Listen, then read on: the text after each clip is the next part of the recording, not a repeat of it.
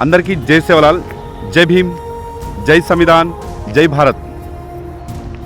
ఒక్క బంజారా కమ్యూనిటీకి చెందిన మంగ్లీ బాయ్ ఆంధ్రప్రదేశ్లో పుట్టి తెలంగాణలో పాటలు పాడుకుంటా తెలంగాణ కట్టుబొట్టు సాంప్రదాయాలను ప్రపంచ దేశాలకు పాట రూపంలో వినిపించిన మంగ్లీ బాయ్ని ఒక లుచ్చ నా కొడుకు అనరాని మాటలు అన్నాడు. ఇలాంటి నా కొడుకులను మనం ఎంకరేజ్ చేయడం చాలా తప్పు. వాని వీడియోలు చూసిన ఎంత గలీజ్గా ఉన్నాయంటే వీని వల్ల సమాజానికి 1% కూడా ఉపయోగం లేదు. మంగ్లీ బాయ్ ఎక్కడ బిచ్చం ఎత్తుకోలేదు. బంజారా కమ్యూనిటీలో పుట్టి ఈ తెలంగాణ రాష్ట్రంలో ప్రపంచ దేశాలకు ప్రతి వ్యక్తికి తెలిసే విధంగా గొప్ప స్థాయికి వెళ్ళింది. అది మన తెలంగాణ రాష్ట్రానికి చాలా గర్వకారణం. అలాంటి మహిళని ఇంత ఘోరంగా తిట్టడం ఎంతవరకు కరెక్టు? ఇలాంటి లుచ్చనా కొడుకులను మనం ఎంకరేజ్ చేయొద్దు.